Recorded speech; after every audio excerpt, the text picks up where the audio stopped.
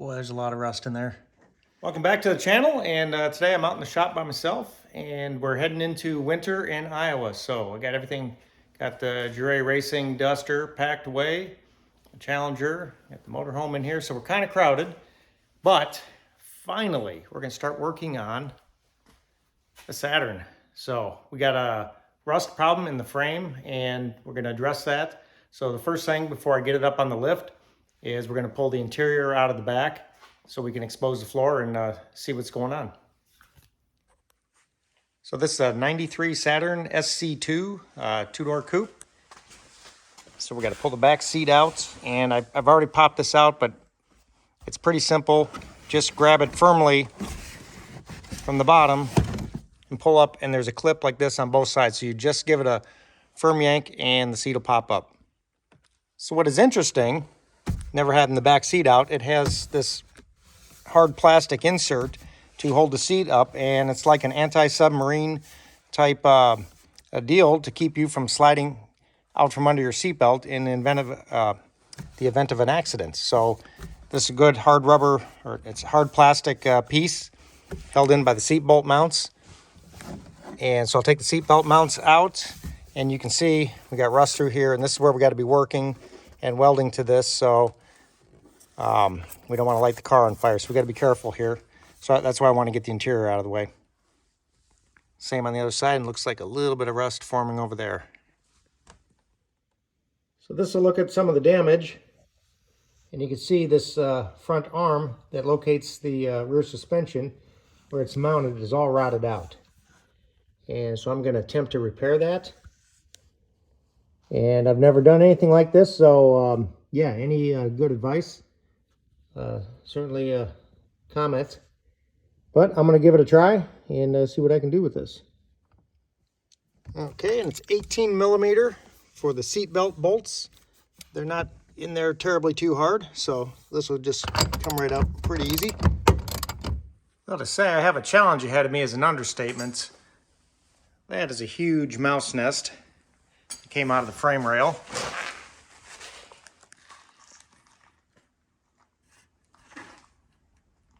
That's a big hole. Still working on getting this bar pulled off, and then I can cut back the metal and see what I actually have to work with. Gonna be a little challenge here. Okay, I took the plastic inner fender well liner out to see what we got going on, and looking for some structure in this car. And you can see my magnet is sticking to the frame. So it looks like I got some solid frame that does not look to be chewed up too bad. So I got something attached to. So I will continue pulling away the old metal. And sorry I'm not videoing while I'm doing this. It's kind of, it probably wouldn't turn out very good, and I'm working by myself. So I'll just work a little bit and show you what I got. So I'm going to use the angle grinder to cut this out right here. And these brake lines are really in the way. So I'm going to get these pliers up underneath and kind of hold them out of the way while I grind, and then repeat on the other side. Then I'll be able to swing this arm out of the way. Then we can start cleaning up the old steel. Okay, I got the bar pulled away. Boy, there's a lot of rust in there. So the frame back behind here is solid. So a little cutting and grinding, I'll have something solid to attach to. This side right here is a piece of frame steel that I'm hoping after I clear this off and clean it up, I can weld another plate to that, and then with some square tubing go between these two as a mounting point, and then patch the rest of the steel in. That's kind of the plan. We'll see as I keep digging.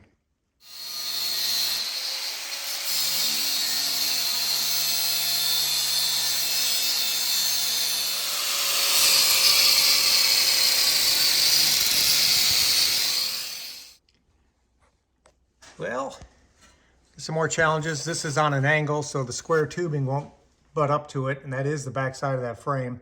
So we're going to keep cutting, cleaning, and grinding. See what we get.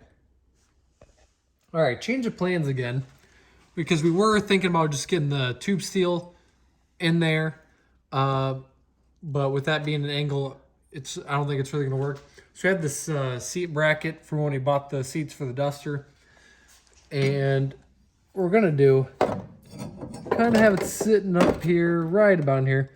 I'm going to cut this, and then we'll have a good spot to weld on this pinch weld. This is good thick stuff through here. So I have all the way through there, up, through there. This stuff, I think it's still good enough to weld, but it's not going to be the main support. So we're just going to leave this chunk on there for just in case, and then we'll end up coming off the sideways with the tube steel to mount this to. And we'll have to worry about what we welded to on the other side. Yeah. Yeah. Which, if we do a similar thing with the other piece, then it'll be very secure. Right. So that's the new change of plans.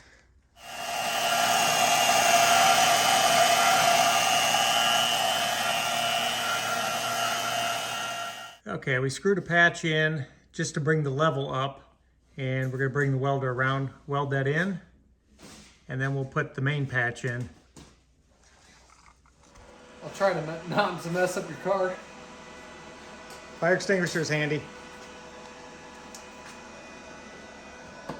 I'm gonna just try to put tacks up along there, you know, where it's like clean metal to clean metal.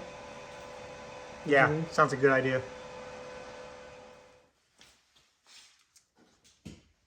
Okay, we got our piece of bracing welded in, and got one through bolt in there just for good measure.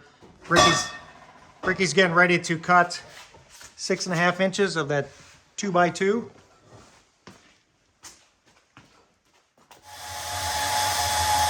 Funny thing is, this is the one tool he's qualified to use.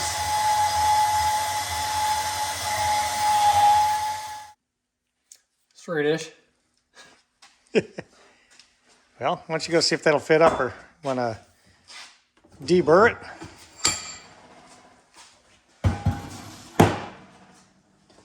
That thing is overkill, but it's what we got.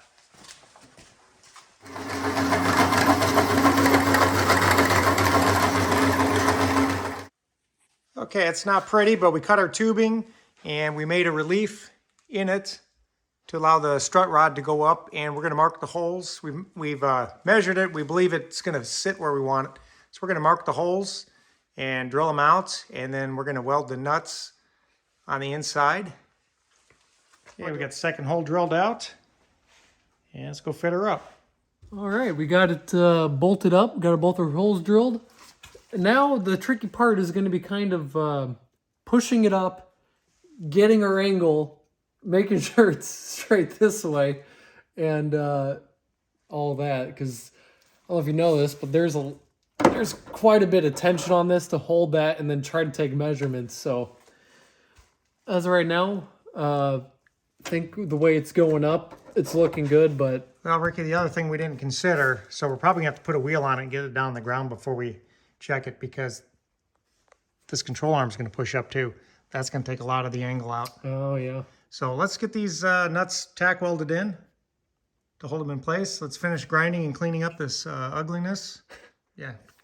I think if we put this on the ground and push the wheel up, then you'll see it won't be near as bad. Yeah. Okay. That's a tack. A few of them. I don't think that's the nut's not going anywhere. Once it's tight, it doesn't matter. Right. So. All right, get the other side. All right, well, it's tacked in place. It's not moving anywhere. So I'm just going to try to work on getting good solid bead down both sides. Maybe build up the welds a little bit, kind of like pad weld style. And then, because the front and the back are the most, I guess, important for, you know, when braking. Because up and down isn't as affected. But still try to fill it in down there. I don't know how many at the top. Maybe I get a couple good solid tacks or welds up in there, but it's not going anywhere as of now, so I guess let's try to actually get it welded in. All right, we got it welded in, all pretty much 3 sides. We added a gusset for a little bit extra strength. Keep in mind, we're not fabricators, and I know these welds Probably aren't the greatest, they're not show pieces, but I know for a fact it will hold. It's going to take a few more projects for us to really get this down and figure it out. But for right now, this is a pretty light car. This is going to hold. I have a lot of confidence in that. So now I'm going to drop it down on a tire, make sure everything's good, and then pick it back up. And everything looks great. We're going to paint it so it don't rust. And that might be that. All right, moment of truth. We're going to set her down. So we got to get your car in here. So we're taking this car to your shop. If this thing holds up, we're going to throw some paint on it. Yep. And granted, we got a lot of work to do to pretty it up and put the inner fender in. We got to bend some steel and weld it on to cover the gap. Yep. But we have to work on your car next, so we got to get this out of here. Okay, we've picked up the car by the repair. Pretty confident it's strong enough. That piece just holds the force of the vehicle during braking situations. Since it's a front drive car, it's only for braking. And if I can lift the car, I'm pretty confident in that. I'm gonna raise it back up on the lift. We're gonna paint it, get it over to Ricky's shop, and that'll be that for this video. And future projects on this car, we gotta fix the transmission. It's gonna need a new valve body, struts, brakes, tires, some interior work. And then finally, maybe the manual swap. Well, before we do that, we gotta get tow mounts for this so we can tow behind the motorhome. The whole purpose right now is I need something to tow behind the motorhome for June. And beyond that, we're gonna turn it into whatever it takes. All right, that wraps up this video. If you're still watching, thanks. Like, subscribe if you want to see more of this Saturn. We got several more projects to do. Fix the transmission, got a lot of suspension work, brake work, etc. And we're going to set it up as a tow vehicle behind the motorhome, take it on vacation in June. So thanks for watching. See you on the next one.